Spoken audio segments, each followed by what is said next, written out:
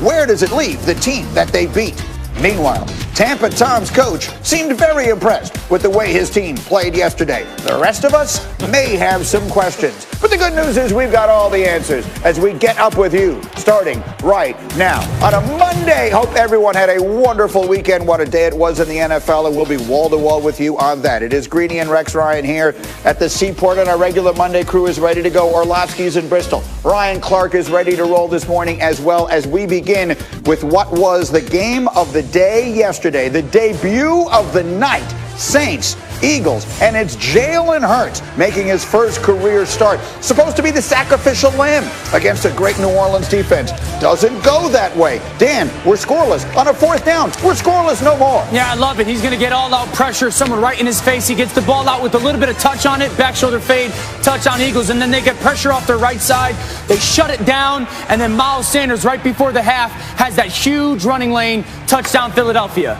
82 yards. He would rush for 115. Eagles up 17-0 at halftime. Now to the third. It's 17-7. And it's Taysom Hill. Some good moments and some bad. Dan, here's a good one. A dart for 37 yards. Yeah, beautiful play fake. They get that safety to cut the crosser, and then they got really one-on-one downfield. Emmanuel Sanders does a nice job of going up, making that contested catch. 17-14. Fourth quarter. Saints going for it on a 4th and 2. What are you going to do? You're going to find Taysom Hill a spot to run with it? No, he's going to throw it. Actually, no, he's going down in a fumble. Eagles would score on their next drive. Sorry, Dan. Sanders a 2-yard touchdown is 24-14. And so now all Jalen Hurts needs to do, Dan, is run the clock out. Don't do this. Don't put the ball in harm's way, something he didn't do all night. It's a really nice job by that Saints player coming in, punching the football out right there, and then all of a sudden you're like, uh-oh, maybe this game isn't over if New Orleans can score quickly. Quan Alexander knocking it out, and then it's Hill. And how about this? Jared Cook just taking it away for the score.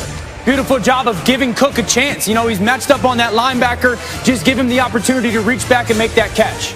So here's your ball game, an onside kick. We're faking right. We're going left is Will Lutz. Take a look at the spin. And then Rex Ryan, as we look at this again, how in the world do the Saints not get this? I have no idea, Greeny. Come on. 52. What are you doing? They've got it surrounded. But somehow it is the Eagles who come out of that scrum with the ball and the win. Hurts a winner. So, coach, now what?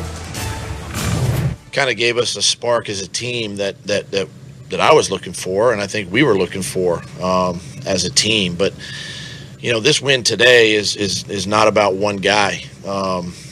This win is about this team and how resilient this team is. I'm gonna enjoy this one. I'm gonna go home and relax and be with my family tonight and enjoy this win and get ready for the week.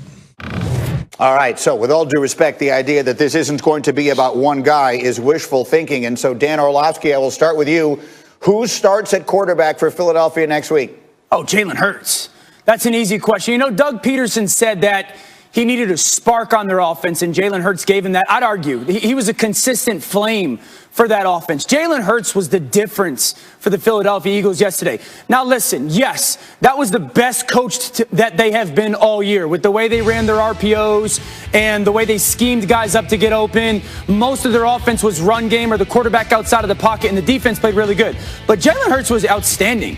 He did two things better than, Carson's done this year. One, his decisiveness helped their football team. It got the ball out of his hands. It allowed others to go and make some plays. And then he never hurt their team. His legs said, okay, the flaws of our team or the weakness of our team is our ability to pass, protect, and whatnot. I'm not going to hurt our football team with that way. So you saw a lot of scrambles. You saw a lot of designed runs. And you saw him going, okay, I'm gonna allow my athleticism to be something that our team can utilize. Our team that it desperately needs right now. So he was more than just a spark. He was a consistent flame and a complete difference maker for their football team. He's their starting quarterback next week and for the rest of the season. It certainly feels that way. So, Ryan Clark, what does this mean? He was supposed to be a lamb being led to the slaughter against this really good New Orleans defense yesterday, and that would have made it a lot easier in some ways for Doug Peterson. Now what? You know what? I'm with you, Greeny. I disagree with Doug Peterson on this being about one person, and that one person isn't about Jalen Hurts, because I can't necessarily say that Jalen Hurts is the sole reason that this team or the Philadelphia Eagles beat the New Orleans Saints. But I can say that Carson Wentz not being the quarterback is the reason they beat the Philadelphia Eagles beat the New Orleans Saints. And you look at the way that Jalen Hurts was able to play. I told you last week, I felt like this was Apollo Creed going to face Ivan Drago at the beginning of Rocky IV, but that's not what we saw. We saw that this defense could bleed. We saw that Jalen Hurts, when pressured on 14 plays, they gained 82 yards because he got outside of the pocket. We saw how effective the designed quarterback run could be, and also the scramble out of the pocket. And Jalen Hurts was poised. Jalen Hurts looked like he was in full command of what Doug Peterson was asking him to do, but everybody else played better. And that's what I mean about Carson Wentz not being the quarterback. Look at the Philadelphia Eagles when they played with Nick Foles, the way the defense stepped up, the run game. We saw some of the same things in Jalen Hurts and the Philadelphia Eagles yesterday. So the question has to be, why is that? Why is our team better when Carson Wentz isn't the quarterback?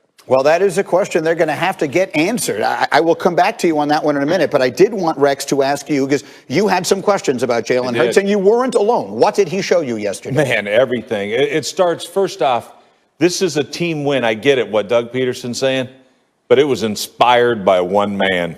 And the way he played, the poise that he played with, like I questioned the skill set. Man, oh man. I'm not seeing the big picture. The big picture is this guy's a winner. He's got the poise, and they did a great job with him. Man, it was college all over. He's running zone reads. This man ran for over 100 yards against a team that hadn't had a 100-yard rusher in 55 straight games. So, he was amazing in this game. And for those, is he going to be the quarterback next week? Are you kidding me? The conversation is going to be, is he going to be the quarterback moving forward, including next year? That's what he's going to try to answer. But I was blown away by this young man's performance. Right. I'm glad you said. I wanted to give you the chance to say it because you had questions, and many people had questions. But so now, Dan, let's go back to the question RC just raised, because it is the most important one.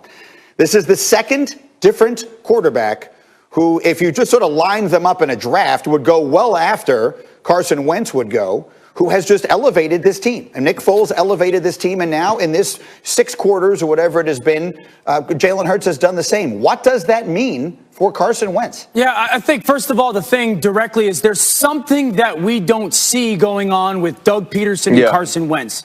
There is something. You know, the play calling was completely different. The feel of that game was completely different. That defense played inspired football. And so, you know, you don't go from one of the better quarterbacks in the NFL and one of the top guys in the world to doing what you do to all of a sudden not being able to do it unless it's up here. Like, there's something with his thought process and the disconnect between him and Doug Peterson. But I will say this, and I said this last week. The more Jalen Hurts plays and plays better and wins football games, the question of can we trade Carson Wentz becomes more realistic. I know the draft picks and the money. I get all that. It's the NFL. Nothing should surprise anybody.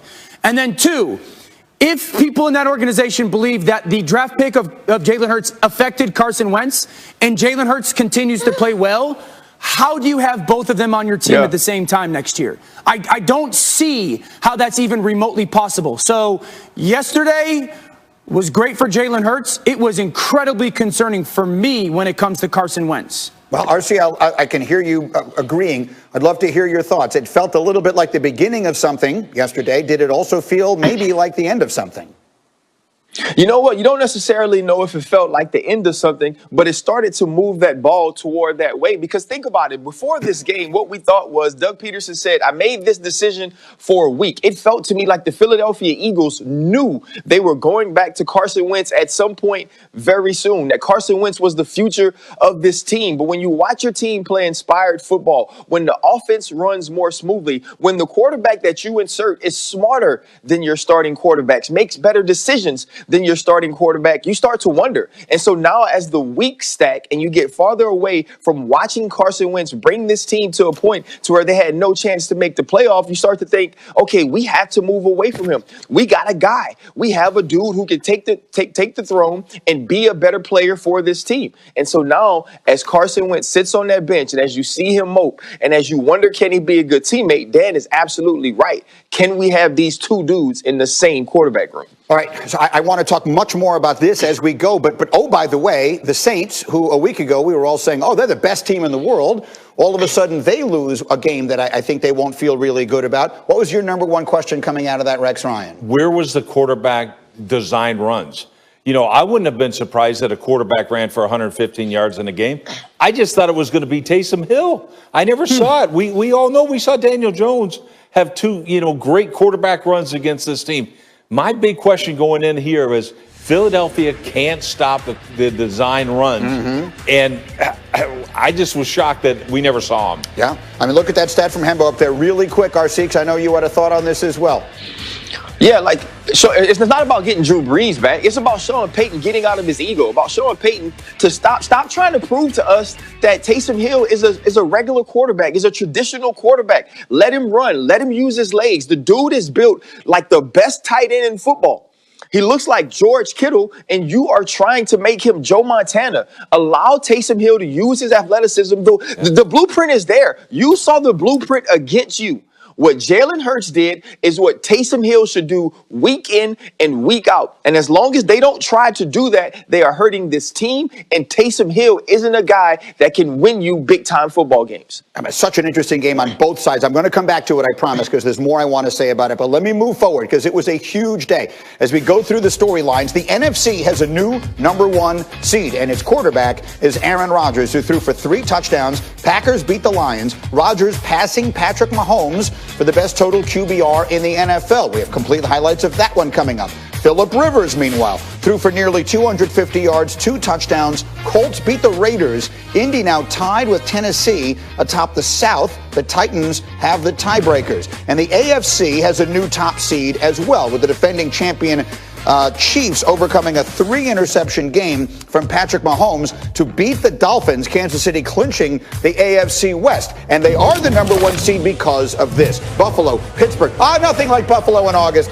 A wintry mix last night. Josh Allen and the Bills hosting Ben Roethlisberger and the Steelers. Second quarter scoreless, not for long. Dan, how about that Steeler defense forcing the crazy turnover? This is a great play by their defense. Ball comes out to Dawson Knox. It's a great catch, and then bang, bang, hit at the same time. Ball pops up in the air, and that Steelers defense give their offense a short field to work with. Yeah, the Bills turn it over twice early in the game, and the Steelers take advantage. It's Roethlisberger. Is it Juju? No. Is it Claypool? No. It's James Washington, Dan, for the touchdown. Great job by Ben, kind of taking that middle field safety to his left with his eyes, coming back and finding that inside release seam post to Washington for a touchdown. But Josh Allen got hot, Greeny, holding on to the football a little bit too long. That pass rush started to get home. They're lucky to recover that one. Steelers, 70 straight games with a sack. That is a new NFL record. Now, end of the first half. It's Ben looking for Juju, and this one's going back the other way. And this is what defenses have started to do against the Steelers. Sit. The ball's not going to go over your heads. It's going to be that short pass game. Trust that it's going to happen. Break on the football. That's a huge momentum shift in the game. Bills up 9-7 at the half, and then, Dan, how about Stephon Diggs? Yeah, this is when Josh Allen got hot. Stephon Diggs really took over in this second half, winning on the outside. I love the adjustment by their coaches, getting the ball out of his hands versus the zone pressure. I love the protection here. Stephon Diggs sits in the middle of the field. Josh Allen finds him, and then you see run after the catch. 10 catches, 130 yards and a touchdown for Diggs later in the drive. Buffalo's back in the red zone, and they have found something, Dan, in Gabriel Davis. Yeah, really good player, but this is a howitzer, Greeny. I mean, we're talking right hash in the NFL, cover 2 corner, pump fake, rip that whole shot back corner.